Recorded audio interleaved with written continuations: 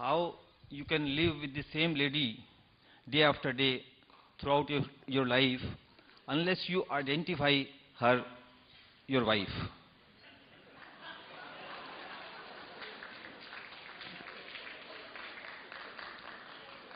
And my second question is… No, we'll handle one at a time. Is she here? She's here, okay. Recently, I was in a place where a Jewish rabbi was speaking. This rabbi is from Denmark and he was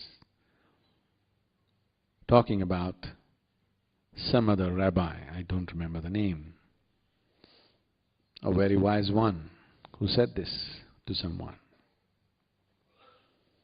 A man went to this rabbi and asked him, I love my wife very much, but when I walk on the street, every woman that I see, I want to do something to her. What shall I do? The wise rabbi looked at him and said, Son, it doesn't matter where you work up your appetite as long as you go home and eat.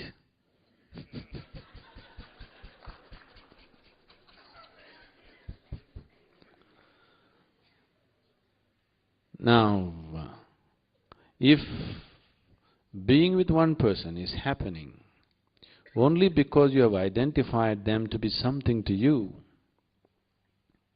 it is a stable structure. It makes a society, but it destroys life. If you're being with somebody because you value that person, you're being with somebody because you love that person, you're being with somebody because you have formed some kind of intimacy and connection with that person, now it's worth being. If you have not done any of this, but you are staying with somebody just because somebody is your wife or somebody is your husband, oh, it is definitely a torture to be with those people. Being with your wife is a horrible thing.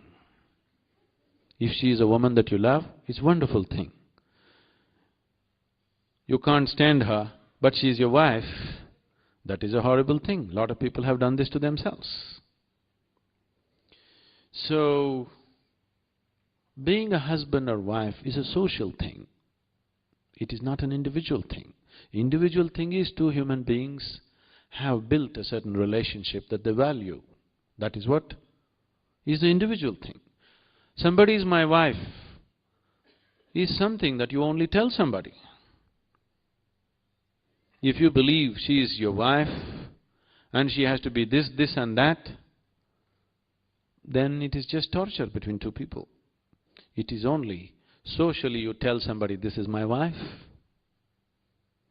Between the two of you, she must be your lover, otherwise you should not live with her.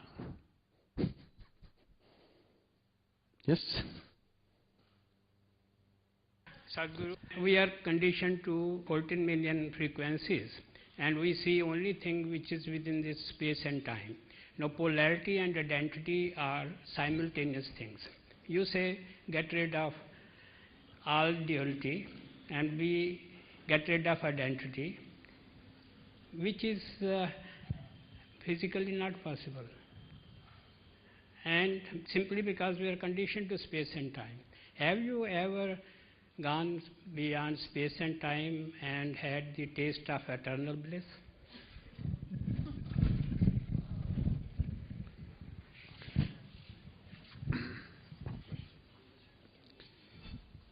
Now, both space and time is a creation of your conscious mind. If you transcend the limitations of your conscious mind, there is no such thing as space and time. Modern physics is also working its way towards this direction. They're talking about 11 different dimensions in the same space. has always talked about 21 different dimensions in the same space.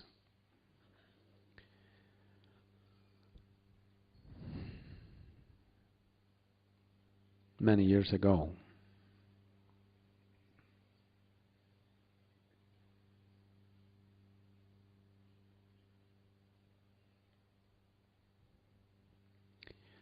on a certain afternoon,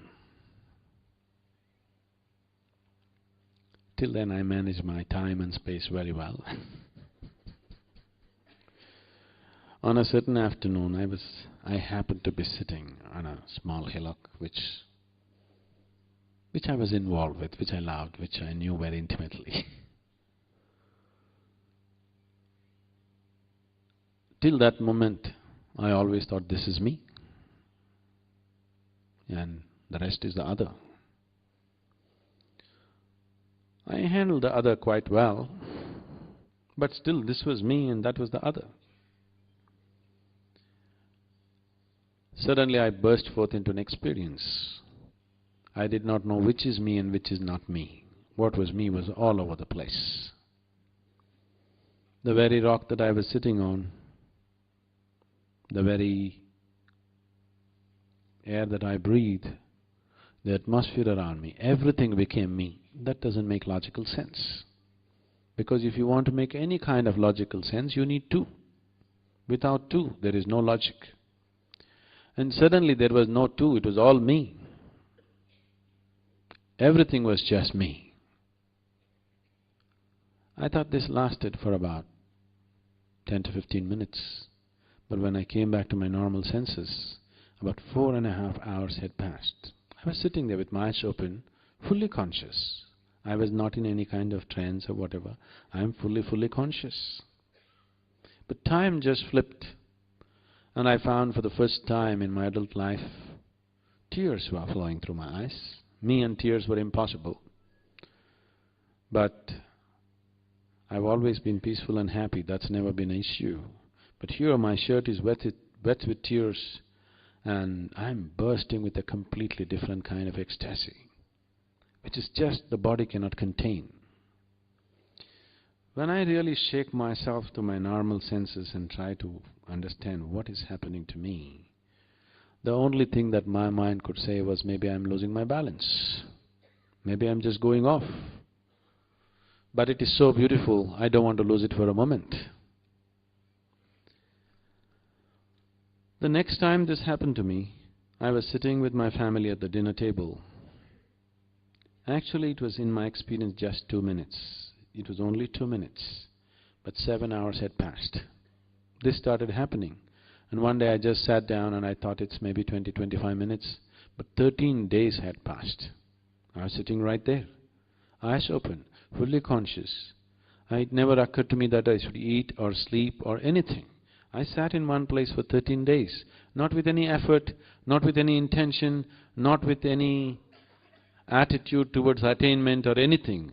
I simply sat down and looked around. 13 days were passed.